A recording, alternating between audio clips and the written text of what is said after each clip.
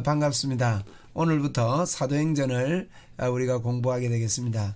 근데 먼저 이제 제가 요게 기록할 때 도표 이 박스를 만들어 놓은 것이 있을 겁니다. 근데 이제 대화체 성경 읽기 색상 박스입니다. 12색으로 하는데 빨강은 하나님, 성부 성자 성령이죠. 주황은 전사, 또 이제 파랑은 선지자, 12제자 뭐 이런 것들을 가지고 이렇게 하게 되는데요.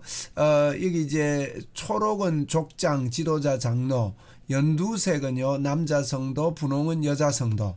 이것도 이제 자꾸 보면 익숙해집니다. 그런데 이제 이 대화체 박스를 치면, 성경에다 치면 굉장히 성경을 입체적으로 그렇게 보기가 쉽고요. 또 이런 훈련을 아이들에게 했더니만은 독서력이 굉장히 업이 돼서 성장이 많이 올라가는 그런 결과들도 보게 됩니다. 참 좋은 성경 읽기법입니다. 그래서 이제 보라는요 패역한 백성들의 이야기들이고, 검정은 마귀, 고동색 좀 어두운 색 쪽은 이제 이제 이방인 족장 뭐 이렇습니다. 황토는 이방 백성, 노랑은 정체불명 박스입니다. 근데 저는 흰 박스 하나 더 쓰거든요. 흰 박스는 강의하면서 이제 본문 외에 인용한 박스는 흰 박스로 이렇게 한다는 거 여러분 참고해 주시면 좋겠습니다. 이제 사도행전을 들어가 보면, 사도행전은 이제 누가가 데오빌로에게 쓴 편지지요. 근데 1장이 굉장히 중요합니다. 1장, 2장. 사도행전 1장, 2장이 성령입니다. 성령의 역사를 사도행전 전체를 통해서 보여주는 거고, 성령님이 오시면 예수님의 이름을 가지게 된다는 겁니다. 그래서 3장부터 5장까지 예수님의 이름이라고 보면 되고요. 그 이름을 가진 서대반 이야기, 6장, 10장, 8장은 빌립의 이야기입니다. 그리고 9장, 10장, 11장, 12장은 베드로 사역을 집중해서 하는데, 물론 1장부터 12장까지 베드로 사역 전체적으로 볼 수도 있습니다. 그런데 이렇게 세부적으로 볼 때 성령님은 예수님의 이름을 갖게 해서 그 이름을 가진 사람들의 사역들을 이렇게 펼쳐나갑니다. 그리고 13장부터 21장까지는요 바울사도의 1차, 2차, 3차 전도인데 3장씩 끊으면 됩니다. 13, 14, 15, 16, 17, 18, 19, 20, 21. 근데 이제 2차는 15장을 약간 물고 들어가고요. 3차는 18장을 약간 물고 들어간다. 그것만 기억하시면 3장이 1, 2, 3차입니다. 자, 그러면 21장에서요 3차 전도 여행을 마치고 나서 바울이 붙들리게 됩니다. 예루살렘에서 붙잡히게 되는데, 붙잡혀서 백성들 앞에서 이제 변론을 하고 복음을 전하고 이렇게 하는 걸 봅니다. 그 다음에 23장은 공회 앞에서 바울 사도가 대변하고 이렇게 이야기하는 거, 그 다음에 벨릭스 총독에게 복음을 전하고 이렇게 설명하는 거, 붙잡혀가지고 말이에요. 그 다음에 베스도 총독, 그 벨릭스 총독, 베스도 총독이 바울이 요때 이제 붙잡혔을 때 바뀌게 되거든요. 벨릭스가 2년 동안 가두어 놓는 차에 바뀌게 됩니다. 그리고 이제 그래서 베스도가 새로 부임했으니까 베스도 총독이 새로 부임하다 보니까 아그리빠 왕은요 유대 왕입니다. 그래서 총독은 로마의 식민지로 유대가 있었으니까 로마에서 파송한 총독이고요. 우리가 일본 시대 때도 일본 총독이 있고 우리나라에 왕이 있지 않습니까? 그렇습니다. 그래서 그 로마에서는 전체 왕을 만들면 힘이 너무 세기 때문에 분봉왕을 만들었어요. 그래서 갈라가지고 네 조각도 내고 세 조각도 내고 이래가지고 분봉왕을 맡겼는데, 그 당시에 이제 예루살렘 주변 이 지역에 아그리빠 왕이 이제 있었습니다. 근데 이제 아글리빠 왕이 이제 베스도 총독을 새로 왔으니까 부임했으니까 인사하러 온단 말입니다. 서로 인사하게 되는데, 그때 바울 사도가 아글리빠 왕을 만나게 되는데, 이 아글리빠 왕에게도 복음을 전거하는 것입니다. 이런 내용이 22장부터 26장까지고요. 또 바울 사도는 로마까지 가게 되지요. 로마에 가게 되는데, 로마에 가다가 27장은 파선입니다. 7은 치잖아요. 그러니까 파선이다 이렇게 보십시오. 28장은 로마에 도착하는 그런 내용들이 있습니다. 이렇게 전체를 그 장별로 한 단어로 요약할 수 있으면요 굉장히 성경 읽는데 큰 도움이 됩니다. 오늘 다 안 외워져도 제가 몇 번 반복할 테니까 저절로 외우실 줄 압니다. 그래서 이 사도행전 전체를 보면 성령님은 예수님의 이름을 가지게 하고 예수님의 이름을 가진 사람들이 복음을 전거한다 하는 그 내용인데, 이것은 우리를 두고 한 이야기입니다. 우리 안에 성령님이 오셨습니다. 예수님을 믿을 때 우리는 예수 그리스도의 이름을 가지고 있지요. 그래서 우리도 복음 전거의 사람이라는 것을 믿고 살아야 되겠습니다. 자, 1장을 보겠는데요. 1장은 성령이라 그랬죠. 마띠아를 뽑는 그와 같은 이야기고요. 이제 부활 후의 이야기, 뭐 예수님 성천한 이야기, 모여서 기도하다가 마띠아를 뽑고 이런 이야기를 하고 있습니다. 자, 1장을 보면 데오빌로여 내가 먼저 쓴 글에는 무릇 예수께서 행하시며 가르치시기를 시작하신부터 먼저 쓴 글에, 이게 데오빌로는 편지를 받는 사람 이름이죠. 그러니까 먼저 쓴 글에는, 그런데 요 이제 사도행전은 누가가 썼습니다. 그래서 먼저 쓴 글이라 말은 누가복음을 이야기합니다.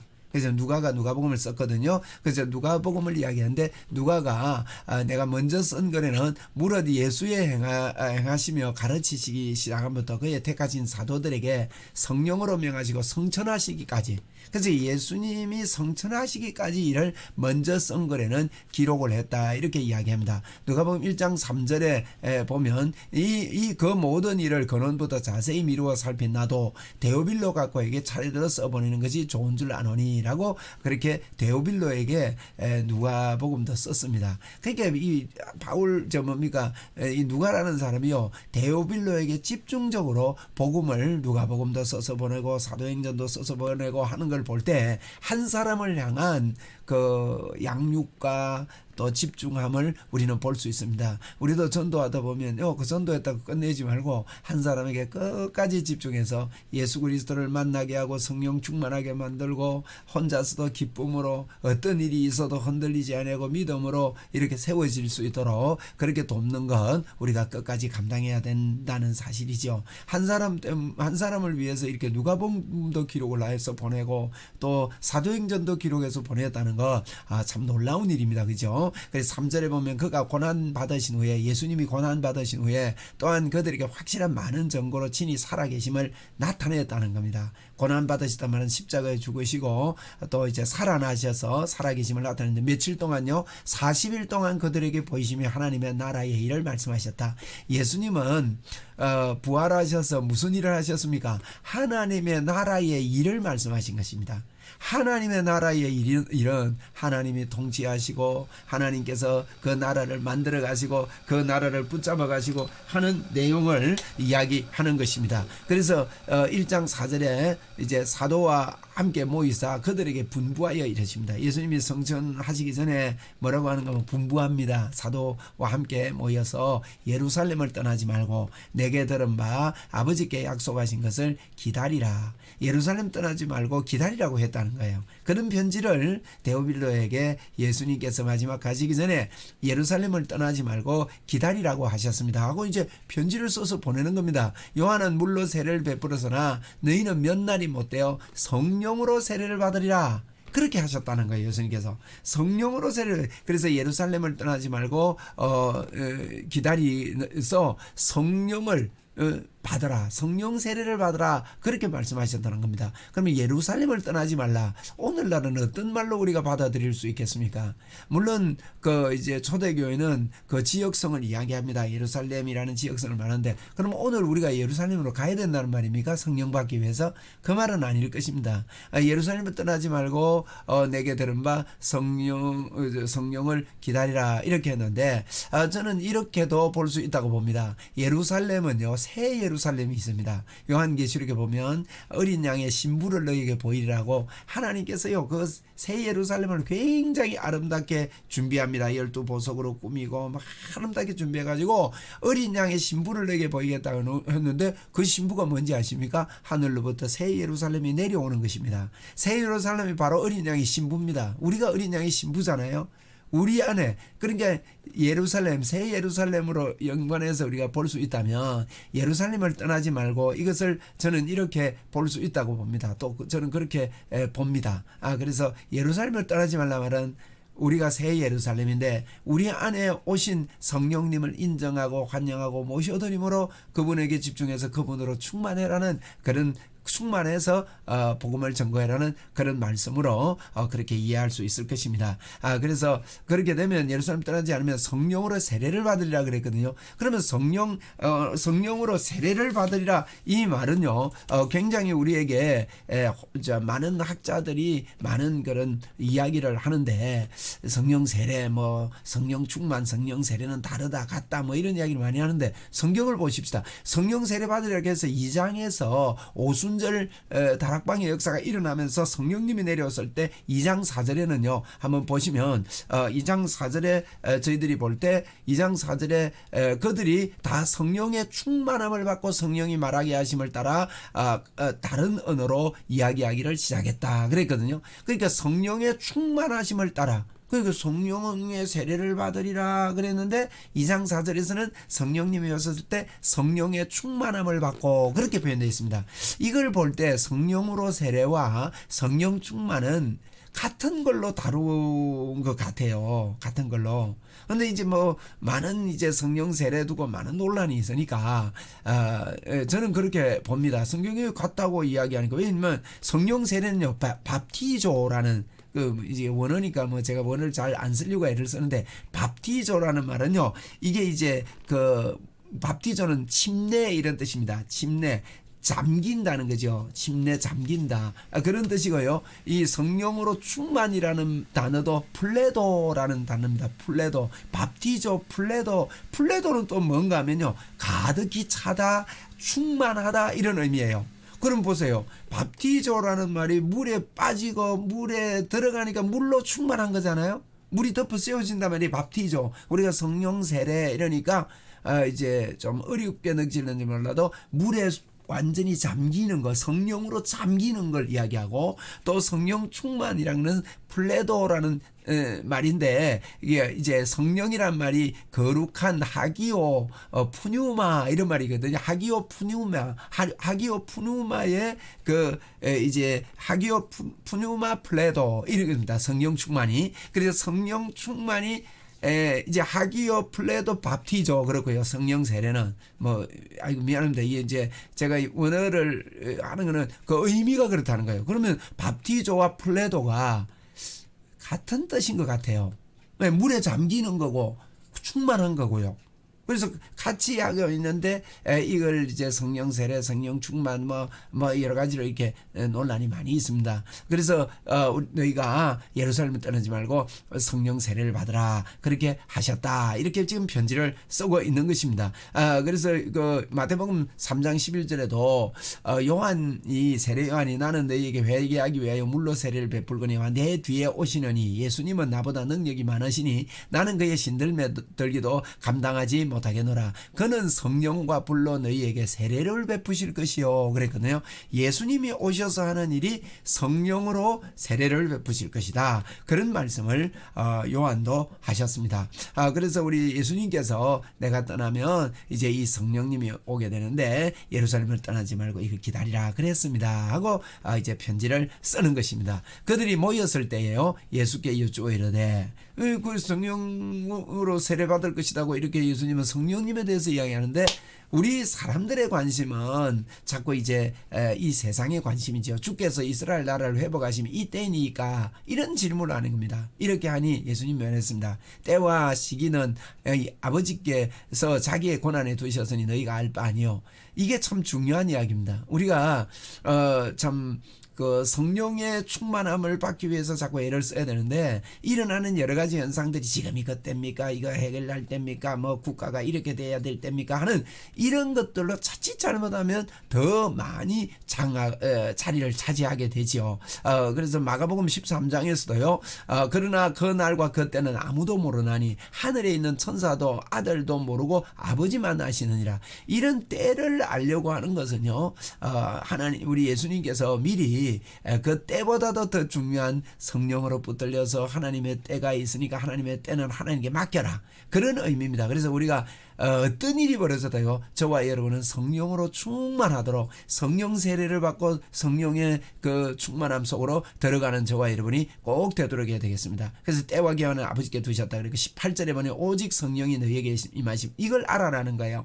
오직 성령이 너희에게 임하면 우리가 할 일, 우리의 본연의 삶은요, 복음 전거 아닙니까? 그죠? 예수 믿는 사람들이 이 땅에서 잘 되고 축복받고 사는 게 우리의 예수 잘 믿고 나타나는 현상이 아닙니다. 예수 믿으면요, 예수 믿을 때 사실은 우리에게 모든 복이 다 왔습니다. 예수 그리스도 하나님 그분이 우리 안에 들어왔다는 것이 모든 축복이 우리에게 다 왔다는 뜻이거든요. 그래서 우리는 축복을 더 받아야 되는 사람이 아니라 이 축복을 깨닫고 복음 전거하기 위해서거든요. 그러면 성령님이 이걸 깨닫게 해주시는데, 그래서 오직 성령이 너희에게 임하시면 어떤 일이 벌어지느냐, 너희가 권능을 받는데 예루살렘과 온 유대와 사마리아 땅끝까지 이르러 내 정인이 된다. 그래서 성령을 기다려서 정인으로 살아라, 이 말하고 가셨다는 겁니다. 이게 사도행전의 1장에서의 핵심입니다. 성령이지요, 성령. 그리고 이 말씀을 마치고 그들이 보는데 올리워져 갔다. 자, 누가는요, 딱 요 한마디를 남기고 예수님 가셨다, 이 이야기를 지금 데오빌로에게 하는 거예요, 편지에. 사도행전은 이 이야기를 한 것을 한마디로 딱 요약했습니다. 예수님이 가시기 전에 성령 받으라 하셨다, 그리고 가셨다, 이렇게 요약된다고 할 수 있죠. 우리가요, 성령에 붙들리지 않으면 안 됩니다. 바울사도가요, 내가 말과 지혜로 하지 아니하고 오직 성령에 나타난 건 능력으로 했다 그랬고요, 힘으로도 능으로도 안 되는 오직 나의 신으로 되느라 그랬거든요. 오늘도 우리가 뭘 잘함으로 되는 게 아닙니다. 너희가 성령을 받아야 된다 그랬고요, 너희가 성령을 받은 것이 율법의 행위로냐 듣고 믿음으로냐, 그런 말씀도 바울사도가 했는데, 그리고 바울이 갈라디아서도 그랬습니다. 내가 오직 내가 너희에게 이것만 알게 하려 하는데 너희에게 성령을 주신 그분이 이 성령이 듣고 믿음으로냐 율법의 행위로냐, 이렇게 강조하고 있는 걸 볼 수가 있습니다. 우리가 성령에 대해서 이렇게 눈을 감으면 안 됩니다. 그래서 이 말씀을 하시고 예수님 올라가셨습니다. 구름이 그늘 가니까 보이지 않게 됐습니다. 올라가실 때 제자들이 자세히 하늘을 쳐다보고 있는데 흰옷 입은 두 사람이 곁에 서서 말합니다. 갈릴리 사람들 어찌하여 서서 하늘을 쳐다보느냐, 너희 가운데서 하늘로 올리워지신 이 예수는 하늘로 가심을 본 그대로 오시리라. 이 흰옷 입은 두 사람 누구겠어요? 천사거든요. 여러분, 천사가 사람의 모습으로 나타났다는 겁니다. 어떻게 나타났는지 구체적으로는 안 나오지만 무슨 말했습니까? 어째서 하늘만 보고 있지 말라는 거예요. 오늘도 우리가 하늘만 자꾸 쳐다보고 주님 어서 오시옵소서 그렇게 기다리는 게 아니라 우리가 복음을 전거, 성령 받고 복음 전거하는 게 우리의 주 사명이다. 이것을 우리는 꼭 깨달아야 됩니다. 그리고 하나님, 주님은 다시 오신다, 가신 그대로 가신다는 거, 오시리라고 그래 하셨습니다. 이것을 서론으로 아주 중요하게 다루고 있는 겁니다. 인자가 하나님 아버지의 영광으로 천사들과 함께 오리니, 그렇게 마태복음 16장에도 예수님께서 가르쳤어요. 그때에서 각 사람이 행한 대로 갚으실 거다. 예수님은 가신 대로 다시 오신다고 말씀했습니다. 그래서 제자들이 이렇게 성령이 충만함을 받아라 하는 거 예수님 가셨는데, 제자들이 감람원이라는 산으로부터 예루살렘으로 이제 예수님 성전하시는 거 보고 돌아왔다는 거예요. 돌아와서 이 산은 예루살렘에서 가까워 안식일에 가기에 알맞은 길이라. 그날이 안식일이었던가 봐요. 그런데 안식에 가기 알맞은 거리라. 그 당시에는 유대교 사상이 있었기 때문에 안식일 날 멀리 걸어가고 하면 아주 이제 그 어려운 일을 당하고 하기 때문에 그때의 그 법을 뭐 안식일 날 그렇게 할 필요는 없지만 사람이 정한 거지만은 그래도 그 아직 제자들이 이것을 지키고 있었습니다. 그래서 안식일에 가까운 거리에 이렇게 예루살렘에 갔다, 그렇게 했습니다. 부어 성천하신 그 산에 갔는데 들어가 어디에 들어갑니까? 그들이 유하는 다락방으로 갔습니다. 평소에 모였던 곳이라는 걸 알 수가 있죠, 그죠? 그들이 유하는 다락방이었으니까. 이제 그 다락방은 우리가 생각하는 뭐 좁은 다락방이 아니고요, 한 120명 이상 들어가는 그런 다락방인데, 사실 이게 다락방이라고 표현되는데 2층집이라고 보시면 돼요. 그 이스라엘에 제가 가서 이게 다락방입니다 하면서 꼭 그때 집은 아니지만 그렇게 있는 곳을 보여줬던데, 보니까 2층 집이더라고요. 집 넓은 집이었어요. 뭐 한 150명 들어가는 넓은 집인데, 그런 곳에 이제 들어갔습니다. 다락방은 올라가니 베드로, 요한, 야고보, 안드레, 빌립, 도마, 바돌로메, 마테와 및 알페오의 아들 야고보, 셀롯인 시몬. 셀롯인이란 말은 시몬이 열심당원이었다는 겁니다. 그 당시에 당파가 많았거든요. 그래서 열심당원이었는데 셀롯인 시몬과 야고보의 아들 유다가 다 거기에 있었습니다. 여자들과 이때 모인 사람들이 한 120여 명 됐다 그랬거든요. 그중에 예수님의 제자들의 이름을 이렇게 언급하고 있습니다. 그런데 14절에 제자들과 예수의 어머니 마리아와 예수의 아우들과 더불어 뭐 어떻게 했습니까? 마음을 같이하여 오로지 기도에 힘썼다 그랬어요. 그러니까 예수님께서 예루살렘을 떠나지 말고 너희가 내게 약속하신 것을 기다리라, 성령 세례를 받도록 기다리라 그랬잖아요. 그런데 그때 예수님이 그런 걸 가르치셨던 것 같아요. 너희들 모여서 합심해서 기도해라, 성령 받도록 기도해라, 그렇게 가르쳤으면 틀림이 없습니다. 성경은 간단하게 이렇게 기록되어 있지만 앞뒤 문맥을 볼 때 우리는 유추해서 알 수 있는 거지요. 그래서 그들이 마음을 같이 해서 이 합심기도 중요합니다. 여러분 개인기도요 하나님 들으십니다. 그러나 합심기도가 상당히 중요합니다. 우리가 기도할 때요 첫째로 하나님 아버지께 기도하는 사람이 드물어요. 진짜 하나님을 바라고 기도할 때 너는 내게 부르지 않아 내가 내게 응답하고 너가 알지 못하는 크고 비밀한 일이 열리는 겁니다. 하나님을 진짜 바라고 하나님께 기도해야 합시다. 두 번째로는요 합심해서 기도해야 됩니다. 개인 기도 말고요 합심 기도할 때 성령의 역사가 있습니다. 너희가 두세 사람이 내 이름으로 모인 곳에 나도 그들 중에 있느니라 그랬잖아요. 그 왜 두세 사람이라고 말했겠어요? 서로 모여서 합심으로 마음을 합심이란 말은 네 마음 내 마음하고 부르짖는 게 같은 거예요. 같은 마음으로 합심해서 기도해야 됩니다. 그리고 셋째로는요 우리가 간절히 기도할 때 간절히 기도함이 없습니다. 예수님은요 피가 땀방울이 되도록 그 누가복음 22장 44절 제가 누가 이판사판으로 기도하냐 이렇게 외우는데 누가복음 22장 44절에 주님이 기도하시는 건 힘쓰고 애써 더욱 하나님 앞에 간구하니까 땀방울이 핏방울이 되도록 그렇게 기도했다 그랬거든요. 그래서 우리는요 기도할 때 하나님께 기도하는 거, 둘째로요 합심해서 기도하는 거 중요합니다. 지금 코로나19 때문에 합심해서 기도하지 못하도록 만드는 거 사단의 역사입니다.